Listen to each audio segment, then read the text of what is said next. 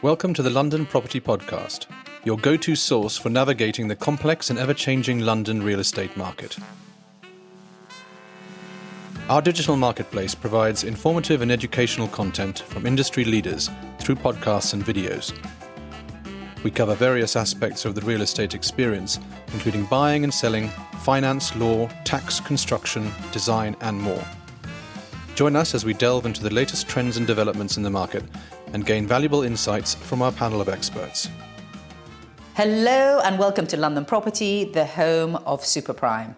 I'm your host Farnaz Fazaipour, and today we're delighted to invite Patrick Bullick back to the show. Welcome back. Hi Farnaz, good to see you again. And Patrick, for those listeners who haven't seen you before on the show, just give us a quick summary of what area of the market you specialise in. Okay, well look, I have a small firm, Stanley Property London. I've run it for years. A lot of our clients are landlords who've been in the market for a long period of time. But of course we do the sales out of the back of that landlord portfolio and other sales too. Okay, and what would you say the market's been like for you the past 12 months? Well, the weird thing is we've actually been busier than transactionally than we have been in some years before. And I think the reason for that is because a lot of our landlords out of our portfolio are exiting the market.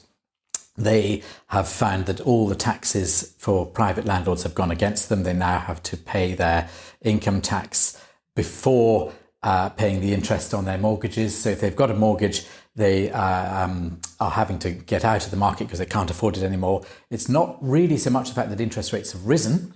It's more, which they have, it's more the fact that they can't offset it against the income before tax, which is preventing them to run it like a normal business. So they're exiting in droves, our private landlords with mortgages. We've also got overseas landlords, quite a few, and they look around the world, they think, why on earth am I here invested in the UK? I've had no gain on my asset value in the last 8, 9, 10 years in prime central London, which is the case. There has been zero gain. In fact, it's gone down in the last couple of years with the interest rate hikes. So they're looking at it. Their capital gains tax is benchmarked to 2015, so they actually don't have any capital gains tax, and they decide that they're going to take that cash element in their property and put it off in some other investment elsewhere that's going to get them a better return.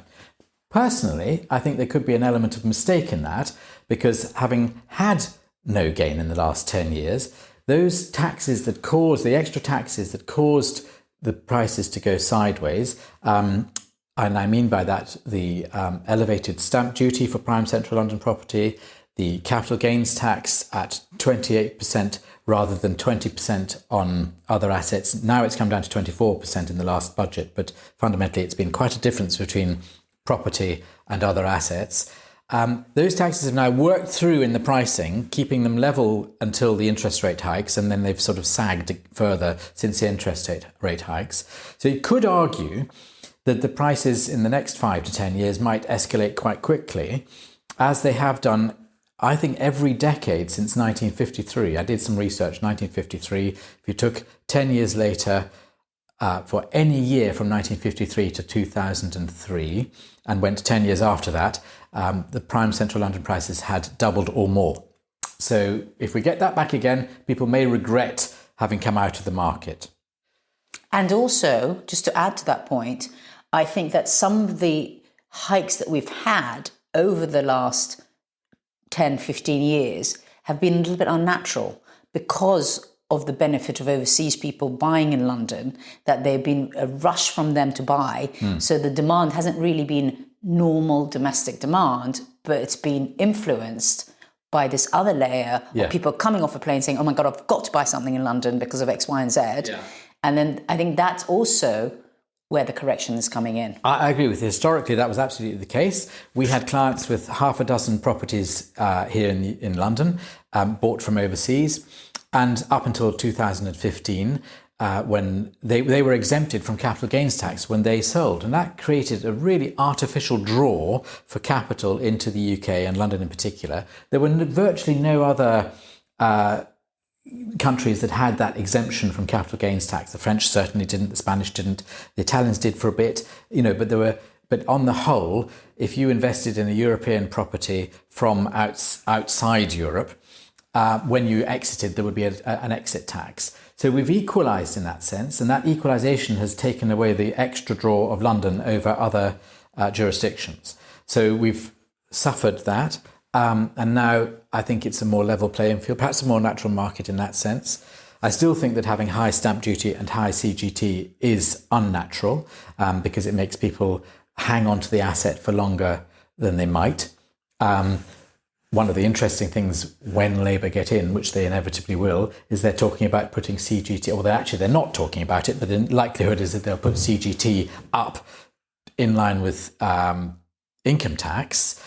My direct observation is that if the CGT is higher, people do not do the transaction to exit, and therefore, if they're not doing the transaction, the tax isn't payable. And so the Treasury don't gain any more income that way. It's just a silly way of doing it. What they need to do is lower the taxes on the exit from property, lower the taxes on the way in, get the flow going. And with sustained flow of property, we'll find that prices don't go up at the same pace as they perhaps do, or aren't artificially sustained. And that would be better for most people getting onto the market. All this nonsense that the Tories talk about and Labour talk about mortgage relief for 5% mortgages underwritten by the taxpayer for first-time buyers, just don't need any of that artificial nonsense. All that does is line the pockets of the big developers, the big house builders, who in the meantime are land banking their properties, waiting for the prices to eke them onto the market, so to sustain the prices. So I'm going to read into that the answer to my next question, which is your prediction of what's to come is that, we are going to have a bit more of a stable market and things are going to increase naturally.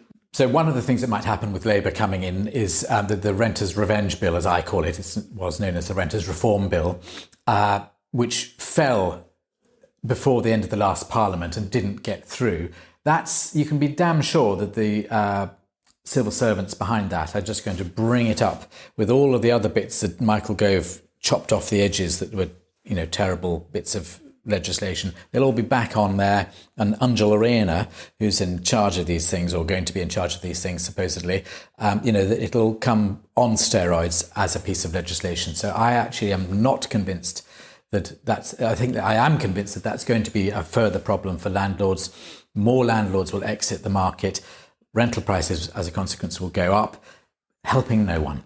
So that's a problem. I also think that Labour will bring in all sorts of other taxes, which will not actually generate the growth that they want to create. I mean, we all want growth. We all want the income and extra taxes that come from growth. But I don't think that any of the policies that I've seen will do that. And whilst the Tories are in disarray, they won't be able to oppose it.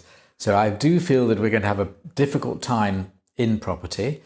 But I go back to the historical thing, which may or may not be the case going forward, is that actually under Labour governments, because people don't want to invest in business, they do have a tendency to invest in property as a safe as houses type approach. If you look back at Labour governments, the inflation in property value has been greater under Labour governments than under Tory governments. So it could be that would be a factor as well.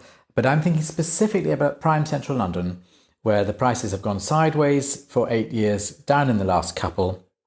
I see that we're at a point where the asset value could go up quite quickly. And in the meantime, the rental returns are quite high for those who are in the market, because less because interest rates are higher, but more because of the shortage of supply. On the subject of the rental market, so with these landlords exiting, what do you feel is the future of the rental market? What's going to replace the stock that we're losing? What's going to happen to the rental market in prime central London? Yeah. Well, just to get my gripe in about George Osborne, who was probably one of our worst chancellors, I think. He was the one who brought in the fact that you could no longer offset the interest on a mortgage against the income before tax, driving private landlords out of the market. I think on the basis that the big developers and the big development companies had managed to lobby, bearing in mind that the government only listens to big companies, managed to lobby that they were going to be able to do a lot of build to rent, which would fill that market. Well, of course, they haven't been brought forward the supply in the same way. So we've got a tightening. So I see the prices with undulations. will continue to rise on the rental market. I don't see the supply side there at the moment. And we've got landlords, some of UK-based landlords who have held a property for a long period of time and don't have the 2015 benchmarking that the overseas landlords have. So if you bought something in 1997 and you've seen a big escalation in your in your value of your asset, and they have, and you can't feel sorry for them for that. But if you've got a capital gains tax bill to pay, and on the other hand, you've got a decent income coming in and you haven't got a mortgage to pay, then that's actually quite a nice asset to get an income in as you get older. And I've got a number of older clients who are in that situation and holding onto the asset. I think one of the interesting things will be how quickly will the Labour Party bring in an increased capital gains tax, if they do. And if they trail it and say, well, we're going to bring it in 6 months' time, 9 months' time, a year's time, that would probably be the clever thing to do from the Treasury's point of view. Then the whole raft of people would sell up whilst CGT was still at 24% or whatever it is. When Labour come in straight away, they might rise it to 28 again. In the knowledge that it's going to go up to 40%, they'll get out. So that could bring in money to the Treasury. I'm not suggesting it is a good idea, but that could raise more capital for the Treasury. But I think the principle of putting up capital gains tax to the same as income tax is wrong-headed because it doesn't elicit investment. So we've got a real issue, particularly in central London, with supply side, and I don't see it being resolved until we build on the green belt. Well, I mean, I think that the most of the build to rent supplies are actually in zone 2 and outside, because it's just not possible to have 200 units built in Kensington. Although I've got my eye on a site in Hammersmith. So you say. But the thing is that what needs to happen is you need to get genuine rental investors interested in coming back to supply proper portfolios. So you encourage them to buy in bulk, to buy together, have a minimum hold period, so that they're providing stock that is professionally managed. I mean, this was supposedly the intention of the government when they introduced all these taxes, going back 10 years, is to try and normalize the market. And one of the things they wanted to do was to get rid of the mom and pop landlords, to have institutional landlords, a bit like the German model, where people can be a tenant for the rest of their life if they wish, because if that landlord decides to sell their 200 units, they'll sell it to the next landlord who holds 200 units. So that's the theory. But in order for you and I to actually then go to rental investors and say, look, we've got a solution for you. We know you're being penalized on your own, but if you group together and we buy 120 units, all within the 1 mile radius of each other, your management will be easy. You can let the properties out. You don't need to do anything. You just sit back and take dividends. And that is supposed to come with the institutional benefits. That's the theory. That's the theory. And I completely get the theory. But the problem was that they mucked up the market first by withdrawing the ability for the private landlord to be in the market by not allowing them to offset the interest against the income. So you can, as a landlord, as you know, if you're holding it in a company name, you can still borrow in the usual business-like way and offset the interest against the income. That's perfectly good, valid. But the problem is, by taking it away from the private landlords, before having the actual solution of the supply side, they've ruined the market in the meantime. And personally, I have to say, whilst I understand the principle of having big landlords who do things well and everything's to a high standard, as you point out, the practicality of building in central London is not there. Actually, my favourite landlords and our nicest clients are the mom and pop landlord. They're the ones who actually care about their tenant and don't put the rent up every year by inflation. I've got landlords, lovely old ladies, landlords say, oh no, I can't possibly charge the tenants anymore. Just let them be. Oh no, it's far too much. They're young. Let them be. And we don't put the much more heart and soul into it. Much nicer. Yeah, and the other thing is that, as you say, to solve the problem first before giving the stick, they should have also said, okay, if you're a genuine rental investor, you've been in the market for X number of years, and you intend to carry on providing rental stock, we will give you the opportunity to reincorporate into a company. without having to pay the stamp duty. They could have done that. They haven't. Yeah. I have to say, I'm not one. I'm hearing what you're saying, and I'm hearing the sort of ethos behind it and the ideas. But this is, big government interfering in the market, trying to change the way people do things. Fundamentally, it all comes back to tax. The tax tail wags the investment dog. That's one of my favourite old phrases.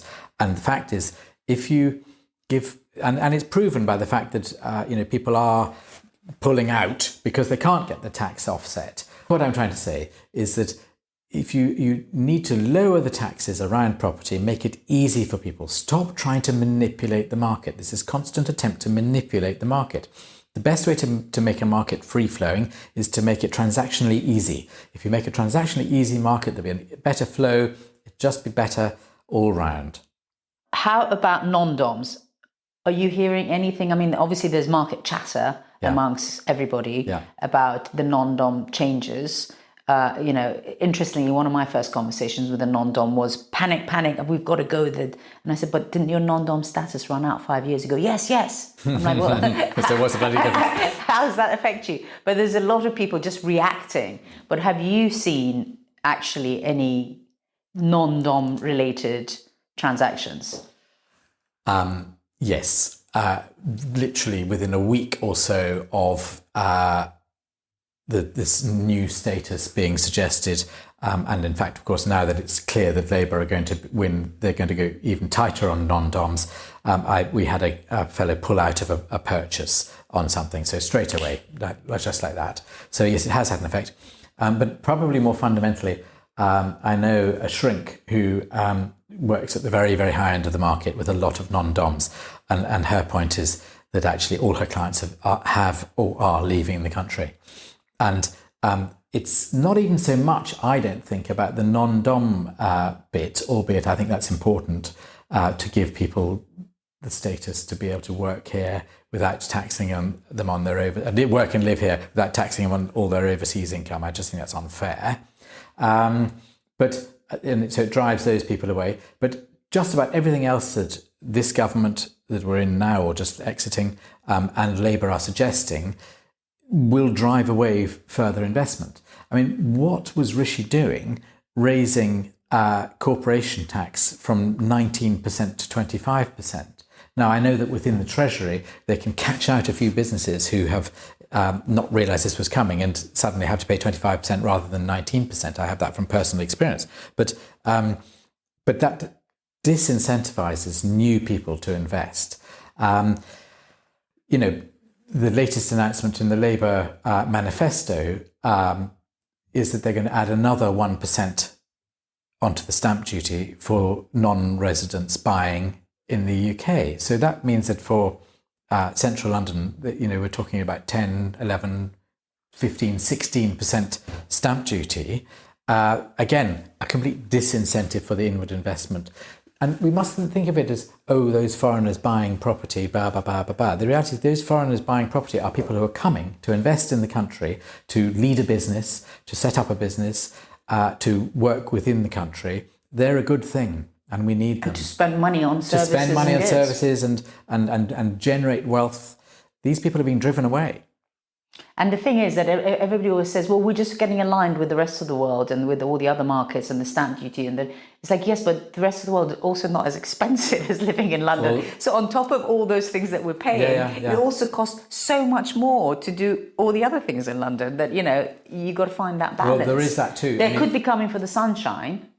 Well, we have got sunshine today. We do have sunshine today. But actually, on that point, you make a good point, because actually it's very interesting that Ireland have just had to be forced by sort of international pressure to put their corporation tax up from 12.5% to 15%, which is sort of now the internationally acceptable lowest figure. But the most of Europe are at 25%. And we are just aligning us, despite Brexit, we're aligning ourselves with Europe. Why? We should be doing the opposite and going in the direction of Ireland and making our corporation tax 15%. I mean, if you're someone wishing to invest from overseas and into the European market, you are not going to come to London, where you have to pay 25% corporation tax, if you can go to Dublin, where they speak English and only charge you 15%. Actually, Ireland has problems with housing as well, and shortages and cost, as does Germany, I think but France is about the only one it doesn't really. But, we are not the only place that suffers from a shortage of rental stock and a shortage of supply on the property side.